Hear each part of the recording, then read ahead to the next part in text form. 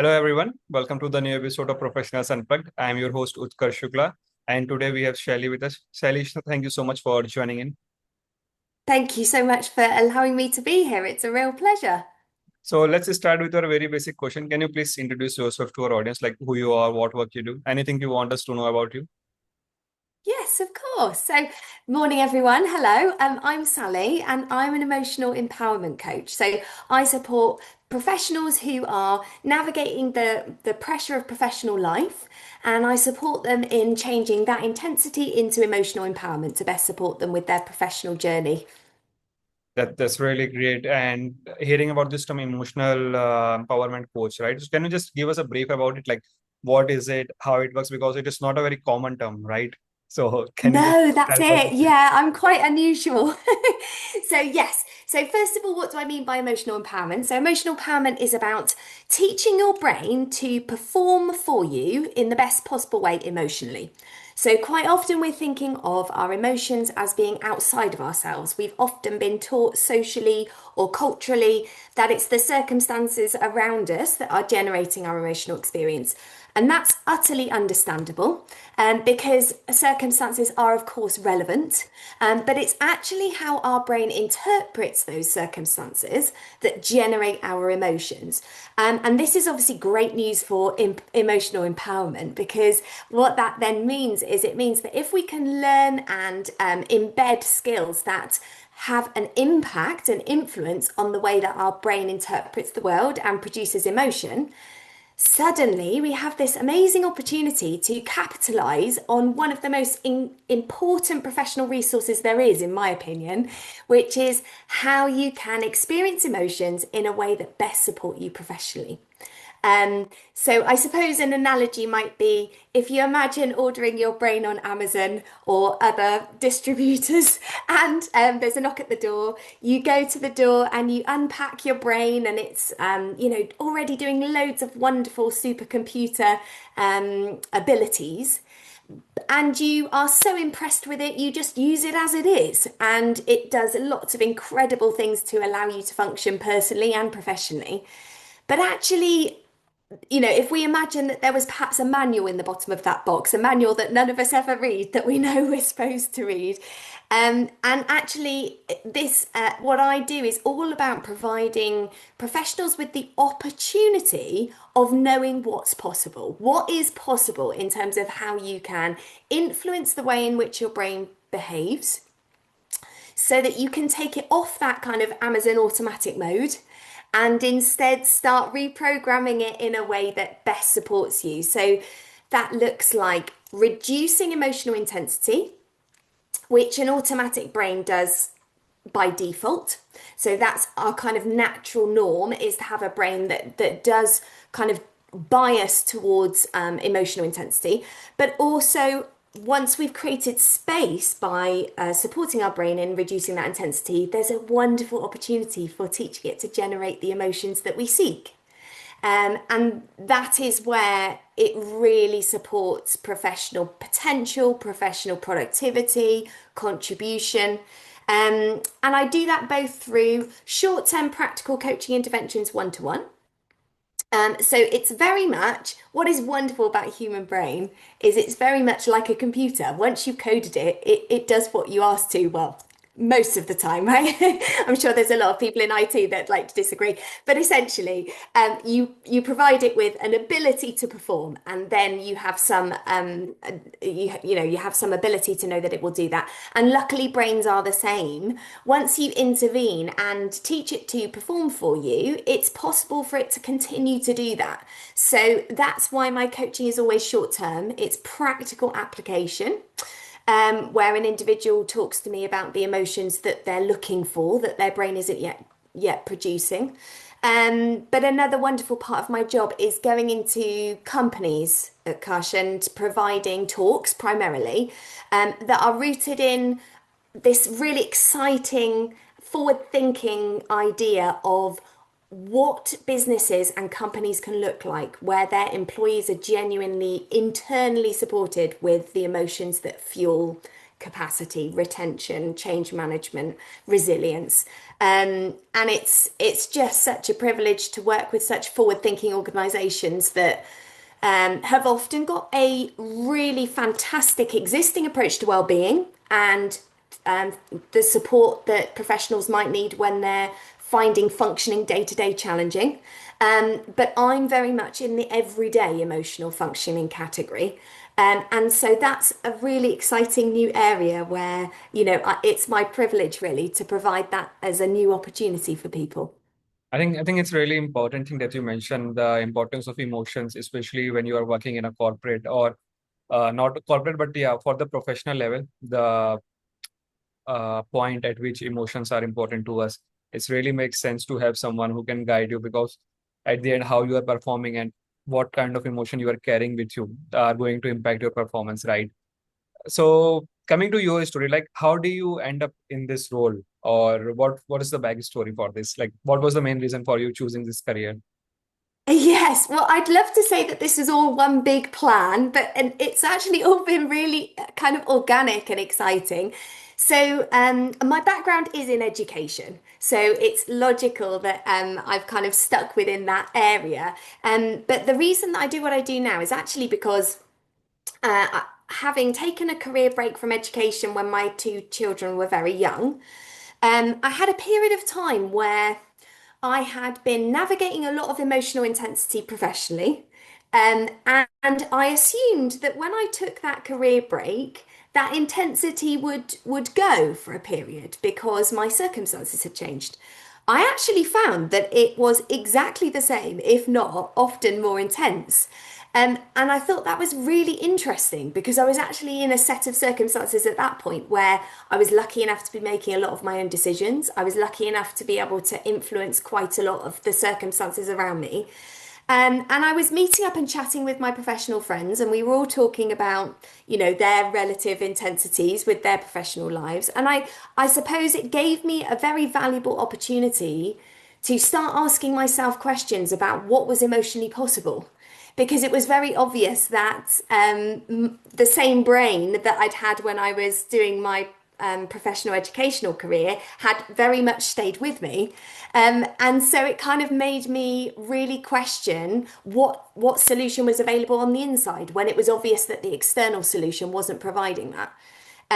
So I went back to graduate research skills, very interested in neuroscience and psychological theory, but through the lens of applying that to my everyday experience in terms of what that was possible for me. And it was my privilege to have the opportunity to be able to embed that at that point. But once I started realizing, Cash, that it was genuinely possible to, emotional intensity had been such a big part of who I was. So if you'd asked me 5 years ago, would it be possible, Sally, for you to feel genuinely worthy, genuinely adequate, genuinely capable, genuinely confident, I probably would have laughed in your face. I just wouldn't have thought that was possible. It would have felt like that was just so other.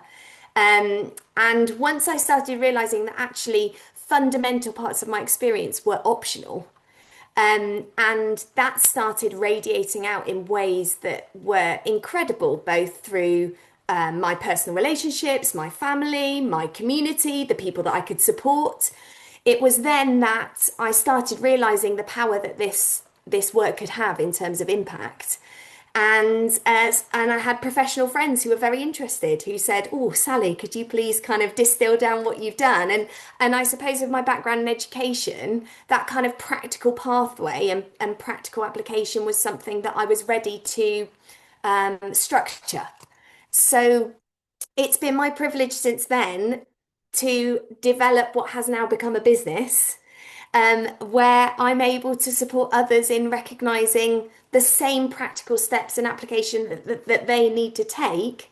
But obviously, I've distilled down all of my previous learning into a very short-term intervention. So it's now a situation where I can deliver very high impact, because I was able to learn how best and most efficiently to go about doing that.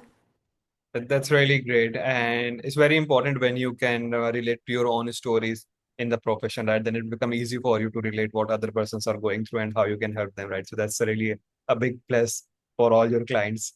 And now, talking about the challenges, so what were the biggest challenges that you have faced till now in your career? Hmm, I think that's a really interesting question. Um, I think certainly since I've been in emotional empowerment and driving my business, I think one of the biggest challenges was getting used to the process of um, providing myself out in the world in a way to add value to others. Because prior to doing this work on myself, I was somebody who didn't particularly welcome that at all. That wasn't my kind of comfort zone whatsoever. In fact, I used to find it effortlessly easy to see the value in other people and to want to facilitate their voice. So, although I'd been able to start my business because my brain now supports me emotionally, that was still kind of a relative challenge to overcome, to know how I could best do that in a way that would support others, and how I could best support myself with knowing that this was going to be quite a big journey. There was going to be quite a lot to learn, quite a lot to adapt to as I went on in terms of what best. I had no background in business, for example, so learning what best business practice looked like. It was a really it's been a really exciting journey because I find it so easy to feel so much passion and delight in what I do, and because it comes from a value place deep within me, I find motivation easy to access. But certainly, one of the challenges has been recognizing that I am needing to become someone who is constantly learning and constantly developing, which obviously is appropriate when I'm supporting my clients in doing that anyway, right? But I would offer that kind of internal relationship that I've had to have with myself, where I've needed to navigate learning and development and challenge in the best way possible, both as an individual and as a business, has probably been one of the biggest challenges. That's right. And if I ask you about what advice you follow in life and that you like to share with our audience, what it will be?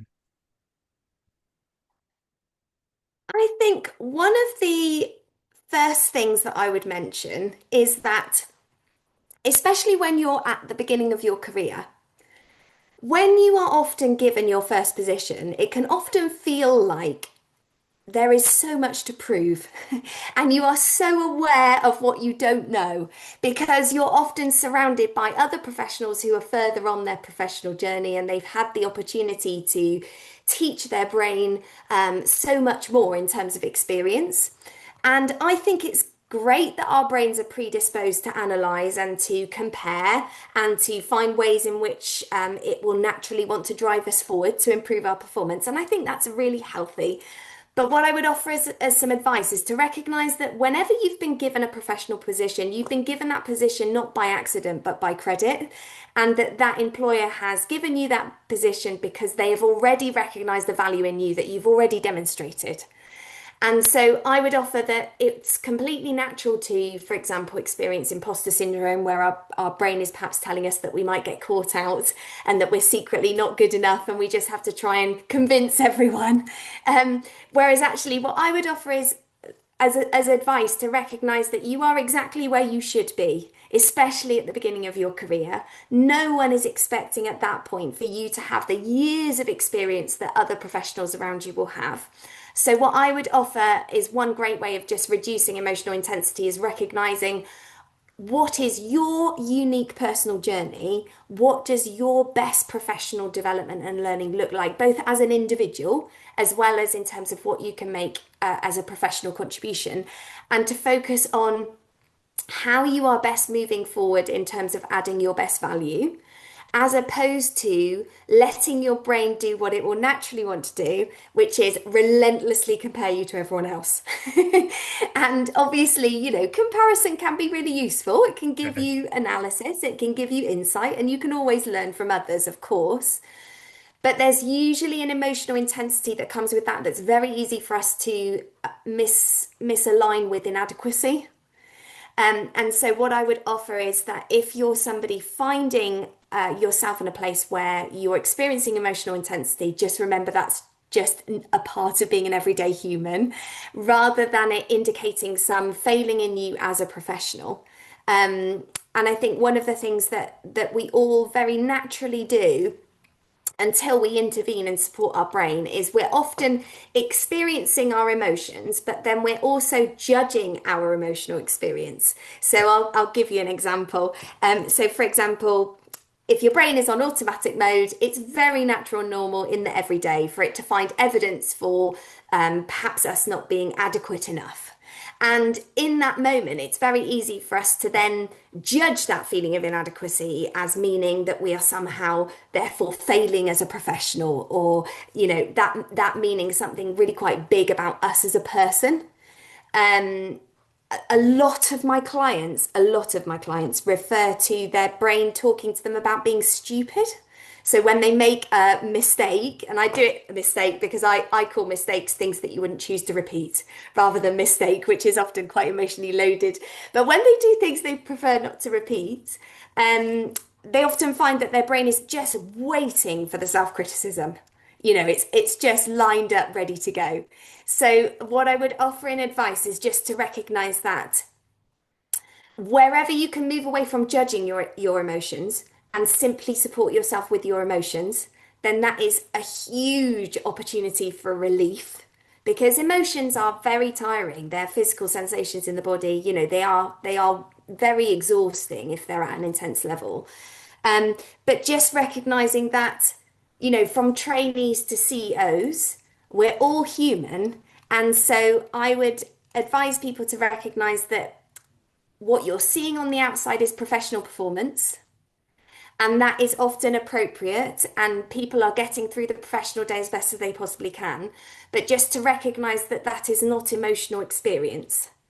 And so, even when you're at the beginning of your journey, you can look at people, and it will be so easy for your brain to see them as other and to see them as being a level of value contribution that you perhaps feel you're incapable of. But actually, if you were to be inside their experience, I can't talk for them, but all I can say is if they have a human brain, you can be sure that they'll be navigating a lot of challenge on the inside, at least sometimes too. I totally agree with you on this point, and it's easy to resonate with what you have just said, and it's very well Oh, explained. good. And So, I think that's one of, oh, sorry, no, Kash, no, I was go just ahead. going to say, I think that's one of the most powerful things about what I do, what's such a privilege, is that so often our emotional experience is so internal and so private that we're not necessarily in a situation, particularly professionally, when we feel, an understandable pressure to perform. We're not in a situation where these conversations are being facilitated. And so it's so easy for our brain to feel it is just us. Whereas you're absolutely right, that relatability and understanding that this is just the science of how our brain is behaving as opposed to something individual about us that means we're somehow lacking is a wonderful cultural shift that I'm essentially on a mission to make emotional empowerment the new normal, so that we can exactly have those conversations about what it is to have a normal experience. Correct. I was going to ask you about your dream, but I think you have just covered it. Yeah, I suppose I have. Yes, I suppose my dream is that not just professionals, but society at large. But I suppose my professional dream is one where every professional is given the opportunity. And I think that's what's critical. It's not for me to say that someone should think or feel a certain way, but it's about opportunity. It's about letting people know what's possible. So my dream would be that as far as I'm concerned, emotional empowerment was that secret missing module left off of all of our professional training. And so my dream is that professionals are supported with knowing what's emotionally possible, understanding how they can access that by supporting their brain, and then should they wish to access that they then can.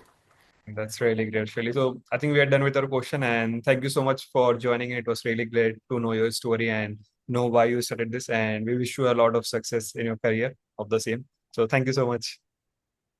Thank you, Utkarsh. I've really enjoyed talking with you, and it's been an absolute pleasure. Thank you very much. Thank you.